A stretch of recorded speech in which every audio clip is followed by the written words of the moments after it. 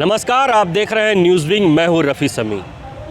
आज हम ऐसे व्यक्ति से आपको मिलवाएंगे जो लगातार पिछले 6 महीने से न्याय की मांग को लेकर आंदोलन करते नज़र आ रहे हैं। जी हां, वो शख्स है राजेश कुमार यादव जी, जो 70% विकलांग है, पोस्ट ग्रेजुएट है, 2 बार नेट क्वालिफाई कर चुके हैं, लेकिन रोज़गार की मांग या यूँ कहे कि जहां पहले दुमका यूनिवर्सिटी में ये एज ए प्रोफेसर नौकरी कर रहे थे, वहां पुनः नौकरी मांग को लेकर पिछले 6 महीने से आंदोलनरत हैं। क्या दीपावली, क्या दशहरा, क्या दुर्गा पूजा, क्या छठ, सभी इन्होंने आंदोलन में ही गुजार दिया, अपने परिवार से अलग गुजार दिया।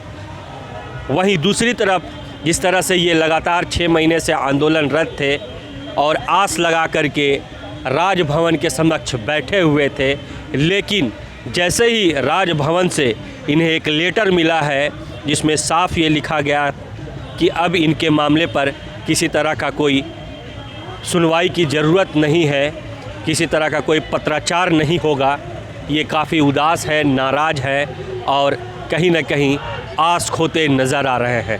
क्या है पूरा मामला, हम जानेंगे राजेश जी से ही। और इस बार जो इनकी उम्मीद पर पानी फिरा है तो कितने हैं हताश। राजेश जी, संक्षेप में बताइए, किस मांग को लेकर के आप यहाँ बैठे हुए थे और राजभवन से क्या कुछ लेटर आने के बाद आपको निराशा हाथ लगी है? मेरा मांग था कि मुझे सिद्धू कान्हू मुर्मू विश्वविद्यालय दुमका में, जहाँ मैं पढ़ा रहा था, फिर से वहाँ पढ़ाने का अनुमति दिया जाए। इसी मांग को लेके मैं बैठा था, 6 महीने से बैठा हुआ हूँ। सारा पर्व त्यौहार मेरा यहीं गुजर गया और अंत में राजभवन की ओर से एक पत्र दिया गया मुझे। उस पत्र में यह लिखा हुआ है कि आपके मामले पर किसी तरह की कोई कार्यवाही करने की आवश्यकता नहीं है और आप जो है पत्राचार भी कुलाधिपति कार्यालय में नहीं करें। तो मेरा जो मांग था, जो जिस उम्मीद को लेके मैं बैठा था, उस पर पानी फिर गया। मुझे बहुत बड़ा निराशा हाथ लगा। मैं बहुत संघर्ष और कष्ट झेलते हुए यहाँ 6 महीने तक इंतज़ार में बैठा रहा, न्याय की उम्मीद में बैठा रहा। महामहिम से जो राज्य के सर्वोच्च संवैधानिक पद पर हैं, यूनिवर्सिटी के सर्वे सर्वा होते हैं, उनसे मुझे न्याय का उम्मीद था कि ये मेरे मामले पर ज़रूर संज्ञान लेंगे और मुझे न्याय देंगे। मैं 70% दिव्यांग हूँ। मैं 1 वर्ष से अधिक समय तक विश्वविद्यालय में, सिद्धू कान्हू मुर्मू विश्वविद्यालय में पढ़ाया हूँ और मैं 2 बार नेट क्वालिफाई किया हूँ अर्थशास्त्र विषय से। इस के बावजूद भी मेरे साथ न्याय नहीं हो सका। मुझे महामहिम ने मेरे साथ न्याय नहीं किए। संबंधित पदाधिकारियों ने, जो राजभवन के पदाधिकारी हैं, जिन पर आपको राजभवन से ही 1 लाख रुपया की सहायता राशि मिली थी। हाँ, सहायता राशि तो मिली है, लेकिन मेरा मुख्य मांग जो था यह था कि मुझे फिर से वहाँ पढ़ाने का अनुमति दिया जाए, मुझे बेरोज़गार नहीं किया जाए, मुझे रोज़गार से जोड़ा जाए। इसी मांग को लेके मैं बैठा हूँ। 6 महीने से मैं बैठा हुआ था इसी मांग को लेकर। मेरा मुख्य मांग यही था और जब मुझे इस तरह का पत्र मिला तो मुझे बहुत बड़ा हताशा हुआ है। मेरे साथ बहुत बड़ा लग रहा है कि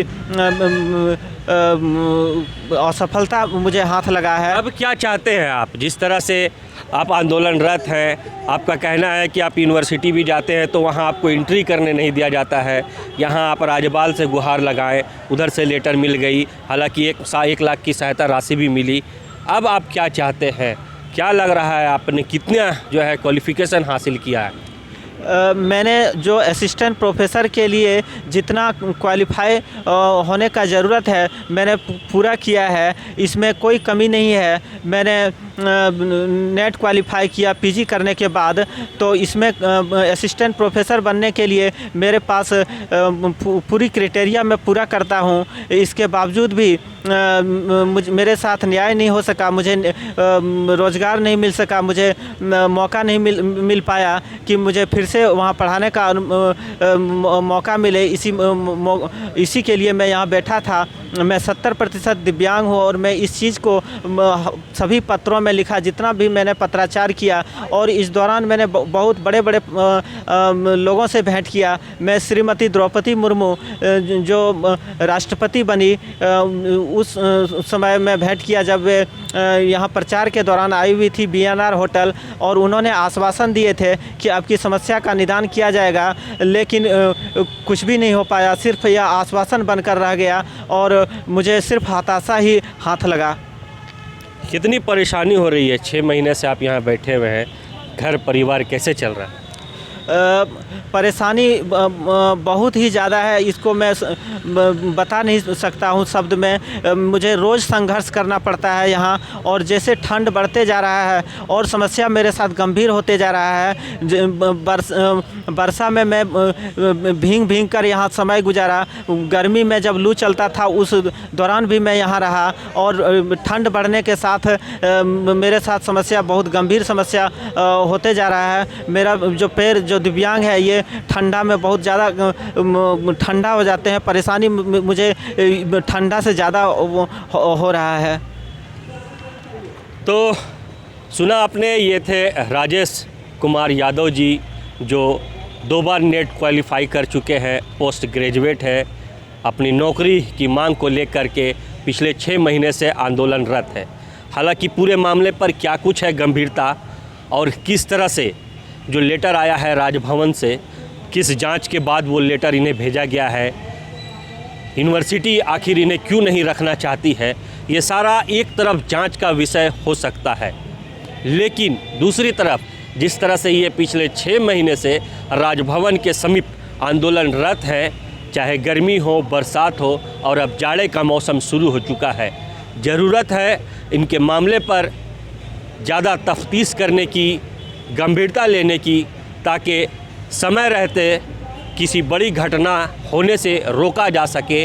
अगर ये दिव्यांग है, ठंड बढ़ती है, परेशानी बढ़ेगी, कुछ ऊंच नीच हो गया तो इसका जवाब कौन देगा?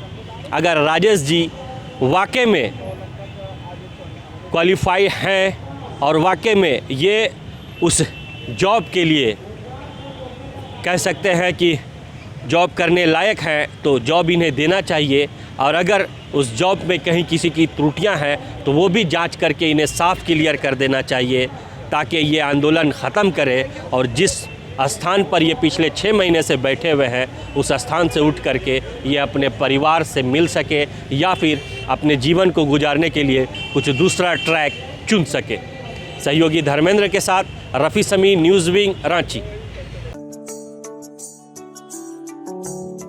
परदेसी घर आंगन बुलाए, छठी मैया रास्ता निहारे, फलवा से बहंग सजाए, परदेसी तेरा घर बुलाए। टफकॉन परिवार की तरफ से आप सबको छठ पूजा की हार्दिक शुभकामनाएं। टफकॉन, the only seal for tough construction।